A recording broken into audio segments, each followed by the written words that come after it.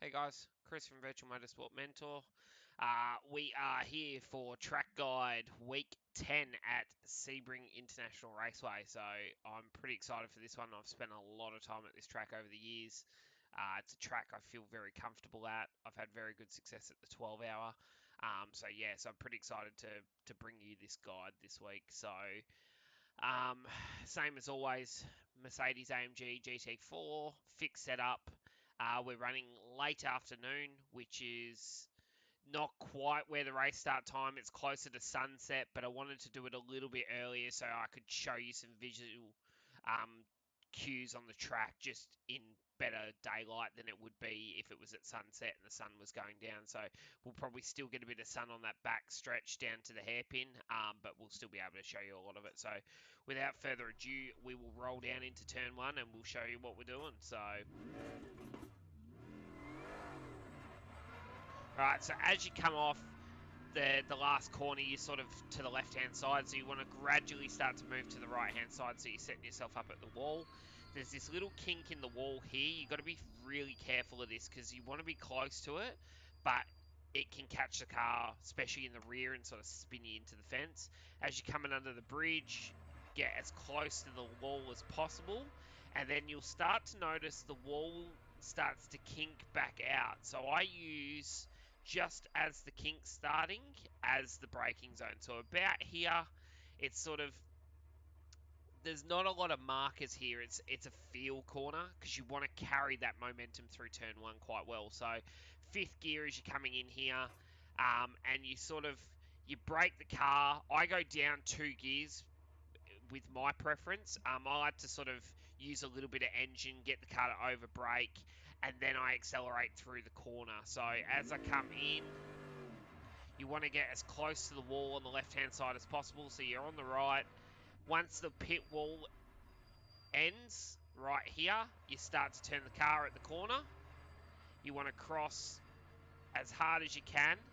Now, as you come through the corner, you'll notice there's a cone on the top of the fence. That is what I classify as my apex. So I want to be at the wall by the time I reach this cone up on the fence, and then that way it'll just make it easier to get on the throttle and open the corner up as you're exiting the corner without actually running off the back of the curb like you'll see a lot of guys do from time to time. So get nice and close to the wall. Be careful, you can hit the wall quite easily here as well, but you want to make that track as wide as possible. So then you start to flow the car, let the steering wheel open up. You sort of aim for that cone on the back of the curb just ahead, and then once you start to get there, you just make small little adjustments to get the car nice and straight, use the curb, and then run it off. Up through the gears, up to fourth gear as you're coming through here. I sort of let my car go a little bit wide and then turn it back so I'm straightening the car quicker.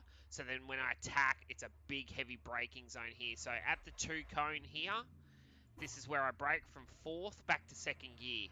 So nice big heavy braking zones, stay nice and wide.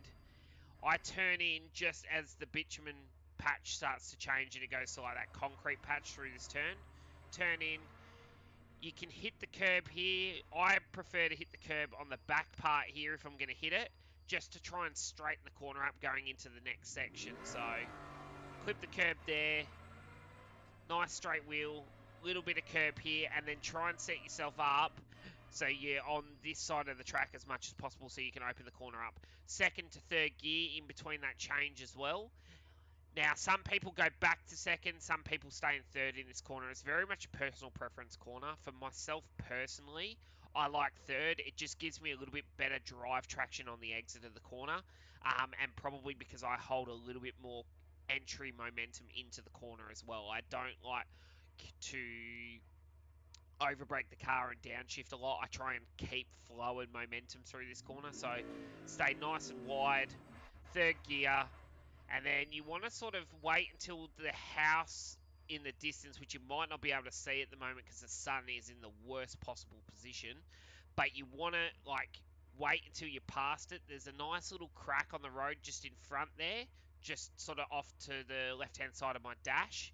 That's sort of the line you hold coming in, and then once your A pillar is right in line with the curb on the left-hand side, that's when I turn the car at the corner. So right about there, turn the car at the corner. It'll open the corner up nicely so you can get on the throttle a lot quicker. So then as you exit the corner, stay to the right-hand side as much as possible, up through the gears. Third, fourth, up to fifth gear. Stay in fifth here. Set yourself up on the left-hand side of the track. Once you start to see these cones, you want to brake at the first set of cones. So right there, nice, massive, heavy braking zone. Back to second gear. So start pumping back through the gears. Lots of pedal pressure. You'll see in my brake trace on my hot lap, I sort of modulate the pedal a little bit as I'm getting closer to the brake zone because I want to flow that momentum through the corner. Then stay in second. You want to turn at the corner quite late because you want to open the exit up of the corner. So turn the car in, nice big rotation into the corner. Clip the apex there, and you'll see that from this angle, I can drive straight through that little kink where some people will turn in and then turn around. I try and straighten the car up on the exit so I can just hightail it straight through because you're going to make time going into the next braking zone because this is all just at full throttle from this corner exit. So nice and straight. You can clip the curb if you want. It's a pretty flat curb. If you get too greedy, you'll grab a little bit of dirt. Same here, get nice and close to the curb. Let the car just flat through the gears, up to fifth gear again, close to this curb. Stay to the right-hand side, then start to turn at this curb. Set yourself up, middle, and then back to the left. You want to brake at the 3 cones, so this cone here. So you want to brake here from 5th back to 2nd gear here, because it is quite a tight corner actually, and it's very easy to unload the rear of the car picking up the throttle out of here. So I don't turn in at the curb until as you get to the curb on the outside on the left. Turn the car at the corner. You can use a little bit of curb if you want to. I find it unsettles the rear. Sometimes I use it to help rotate the car if I'm struggling with rotation. Then you sort of straight line it through here, get close to this apex. Let the car track to the middle, and then you want to sort of set itself up so you're back on the throttle and then tracking at that curb and heading straight for the cones in front. So up to 4th gear through here. Then you want to brake at the 2 cones. So the 2nd cone's here. You want to brake right here from 4th back to 2nd. As you're turning in, you want to be nice and straight, get that brake pressure up. At the end of the curb, start to turn the car at the corner. You want to get as close to this curb on the inside as possible. Try not to hit it because it will bounce, but you can hit it as well. It depends how you feel comfortable flying the car over the curbs. Open the corner up, get right to the exit of this curb here, and chase the car out. Up through the gears again, back to 5th gear by the end of it.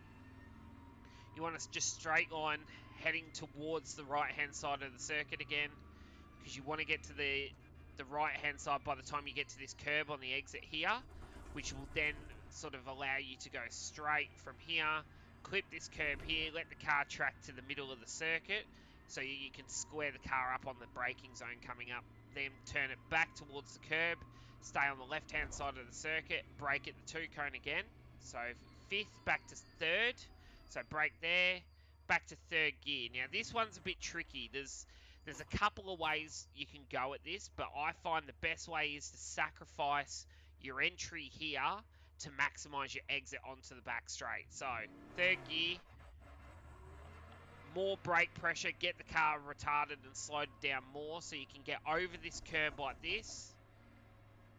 Still in 3rd gear, then come across this way, use the car over the back of the curb here. Now be careful, if you go too far, you will get a slowdown or an off track. So you want to sort of just have the wheel just over the back of the curb, really. And then this is the bit where you can actually maximize a lot of time. So as you come out of this part, you want to start heading towards the left more. You'll see all the track rubber out here.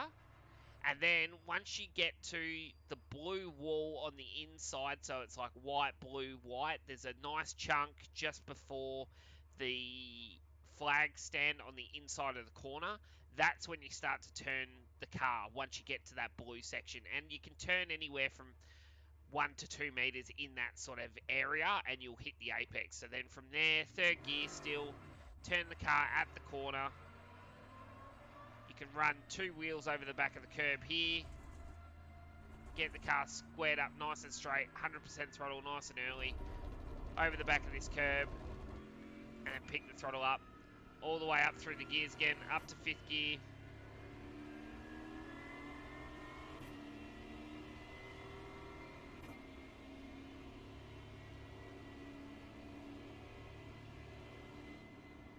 Right, as you're coming down here, this is probably the hardest corner on the circuit, I reckon. So I use the 2 cone, so I brake right here. Apologies for the sun, guys. It's getting late, so we're going to have to get through this pretty quick. So 2 cone here. You want to aim for the wall as you come in. So 5th gear. I go back to 3rd personally. I get nice and close to the wall. Let the car track out nice and wide. I'm aiming for that cone directly in front in 3rd. Once I get to this line, I start to turn the car back at the corner. So then start to rotate the car back at the corner. You can miss the apex of the wall, but you want to make sure by the bridge you're closer to the wall than you were. You'll start to get to about this point. Now you'll see I'm sort of aiming for that bridge straight in front across on the other side. And then what I want to do is from that point onwards, I want to turn the car back and aim for that cone on the inside of the apex. Get nice and close. Now be careful, there's a nice big bump here, and if you're loaded up on the throttle, the car's going to squirm and move around. So you want to be sort of aggressive with it, but be prepared that the car is going to move mid-corner on you. And then once you've got to that apex, you should be able to carry all that speed, run it towards the Rolex sign, so you're keeping the wheel nice and straight to carry as much momentum, and then up through the gears. If you're on a qualifying lap, stay on the right, left-hand side. If you're on a race lap, then start heading towards the right. It just depends on what your attack is, and cross the line. And that's a lap of Sebring. So what we'll do is we'll warm up the tyres and we'll give you a fast lap, and we'll see you next time. Thanks again, guys.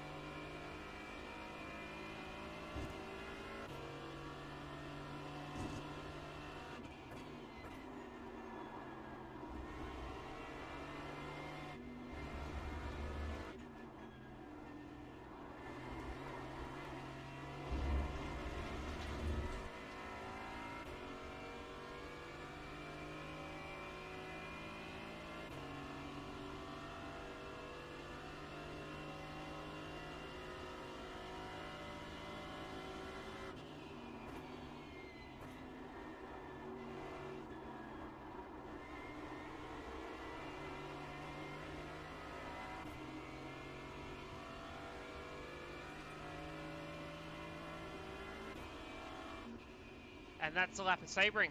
I hope that's helped, guys, and we will see you next week. Thanks again.